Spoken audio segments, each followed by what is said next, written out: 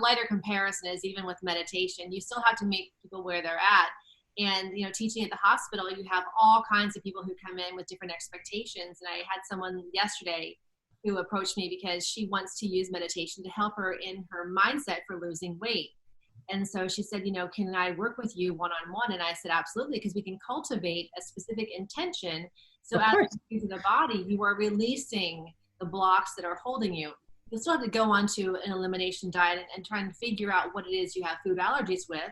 But, it's part of your mindset, because if you can do this, you can do anything. So the mindset with the elimination diet, like with the patients or clients who say, okay, come on, Dee, show me. And then they go to try it and they can't do it because they just don't have, the self-regulation in order to move through it, because they have the addictions to the Twinkies and the cupcakes and the nuts and the glass of milk before bed. I mean, there's so many layers to it. Yeah. And we're so conditioned by society. That's just the bottom line. Yeah. Yeah. And I think that's where you have to do a lot of education and show people why those choices are not good for their bodies and what they're actually doing to their body, as far as the toxic exposure, as far as the sugar load, what it's doing to their neurotransmitters. You could go on and on and on, but you just break it up into pieces based on whatever they're presenting with. And all of a sudden you're giving them the why to do it. Yeah. Because once they have the education, it's like, oh, I mean, I had a guy in here yesterday who said he drinks rum and Coke. I'm like, whoa. So, I mean, he enjoys rum and Coke. And I said, okay, let's find something else that you can enjoy without putting Coke in it, because he was running a little high on insulin. There were things that were pointing in a not great direction, and he's starting to gain weight. And so trying to figure out what else we can do. So we work with them on the why, number one, and to show him what was in. Hey, listen, your mother died of cancer, and this has a chemical in it that you might want to consider, or take out of your diet because of your history. So those you just have to hang on to what they're telling you, and then circle back and use that as part of the educational tool. Going through the program and learning the five, I call them 5 pillars of wellness, is part of what supports the wellness of the overall body, with stress, sleep, nutrition, fitness, and relationships. Those are really the 5 areas. And one cannot operate without the other, because you have to have, obviously, proper nutrition to be able to sleep well. And nutrition can also affect your stress. So can you talk a little bit about how nutrition affects the other areas of sleep, stress? Sure. Well, first of all, as I said, every single function in your body depends on a nutrient. And there are nutrients that are absolutely so important in creating neurotransmitters. So protein is necessary in creating your neurotransmitters, but you also need micronutrients for it. So just take, for example, sleep. You need melatonin to go to sleep. It's a hormone, but you need melatonin. And melatonin is made from serotonin and GABA. So you need to put the brakes on at night. So you're going all day long. Serotonin, 90% of it is made in your gut. So if you don't have good gut function, you might be low in serotonin. Also, I'm finding a lot of people who are on antidepressants, they're depleting their serotonin. So, which is really interesting. So they're having sleep issues, and then they're put on a sleep med.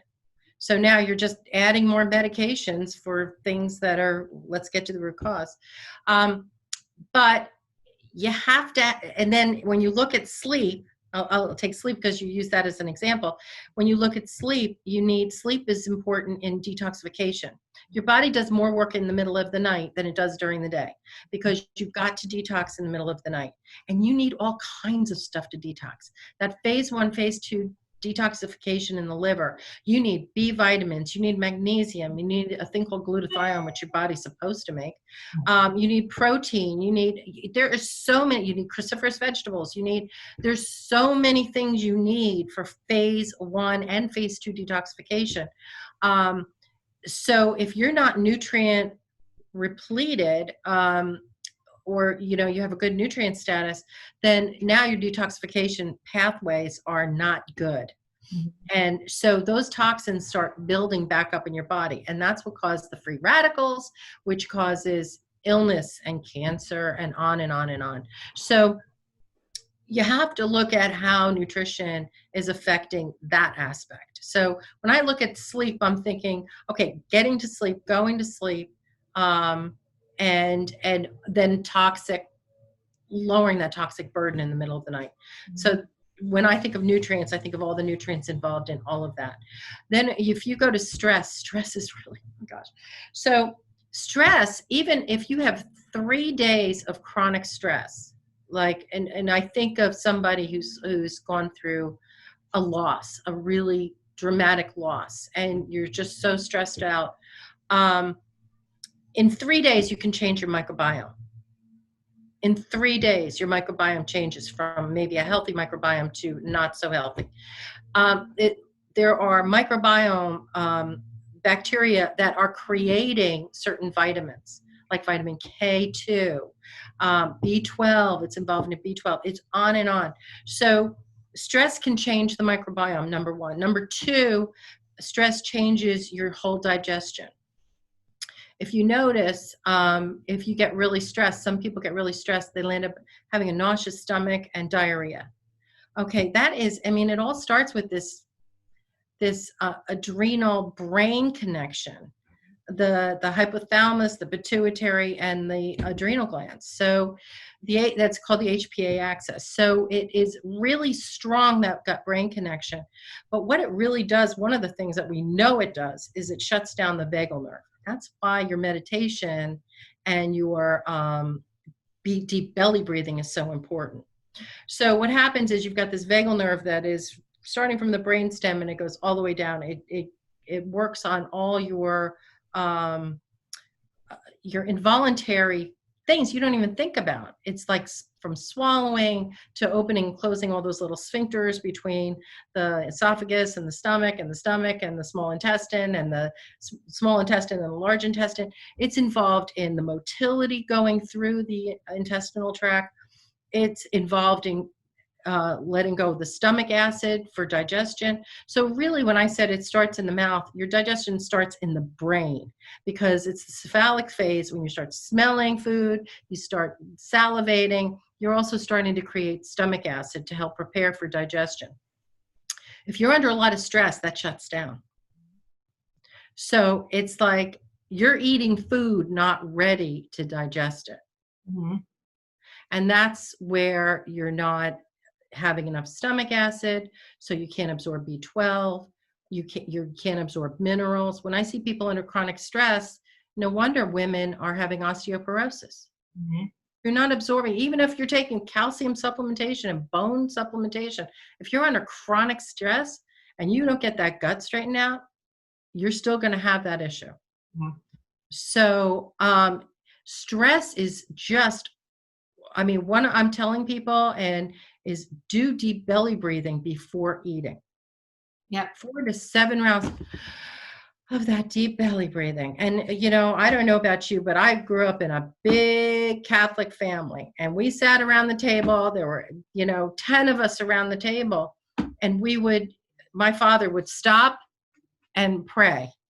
And we would pray before eating. We would pray after eating, but it was slow, and the rest of us are kind of wrong. Yeah.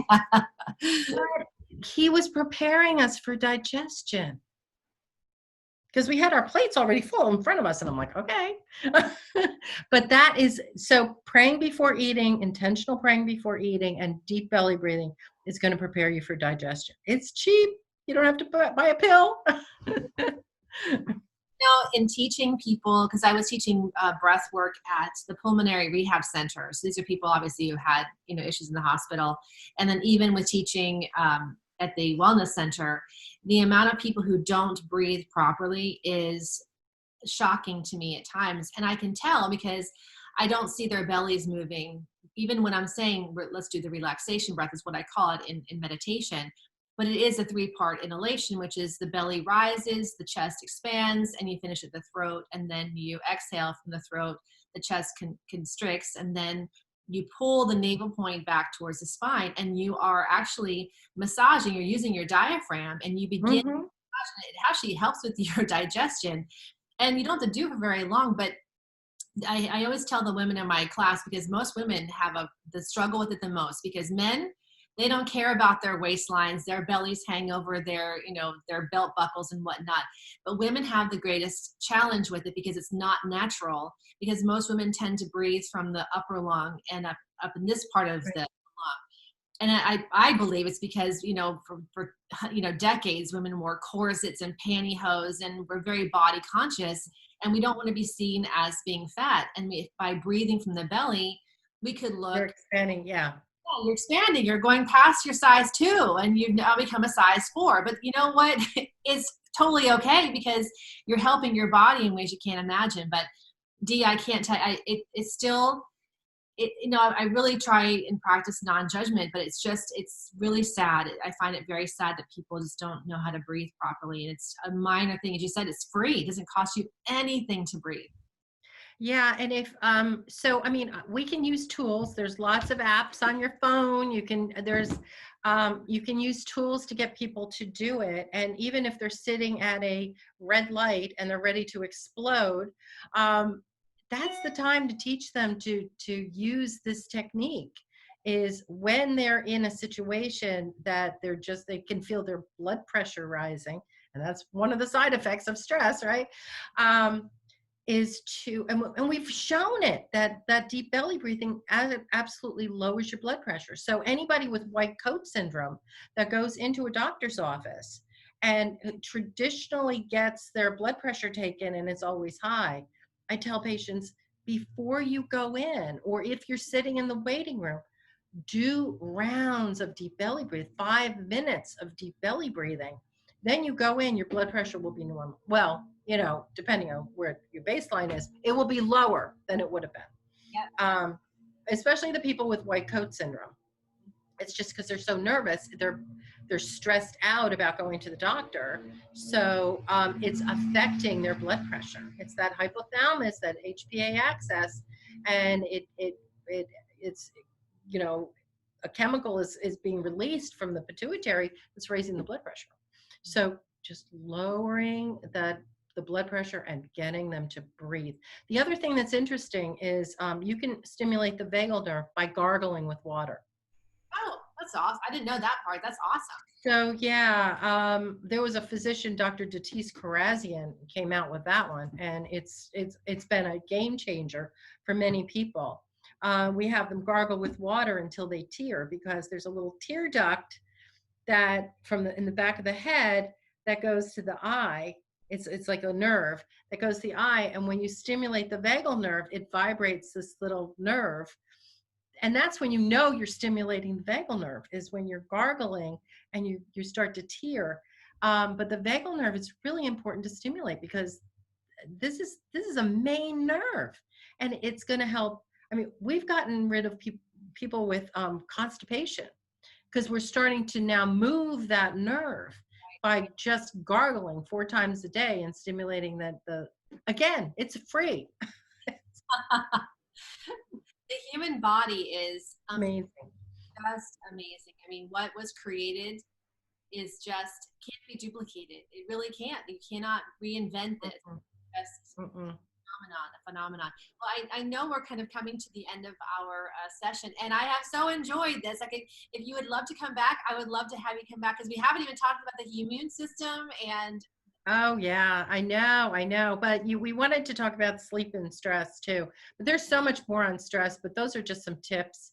But just to decrease the stress is so important, because it's going to affect everything from digestion to your nutrient status to your, and I think if you look at that bottom of that matrix and those 5 pillars. You know, as I said to you once before, I think the stress is the biggest killer. It will ruin everything all the way across because it affects relationships too. Breaks down the relationship even that you have with yourself, because you self-induce, additional stress. You have your outside stressors, obviously, but what your mind does with it is compound. Yeah, exactly. Well, I don't know if you can hear it, but I apologize for the landscaping crew outside my window. I wonder what that was.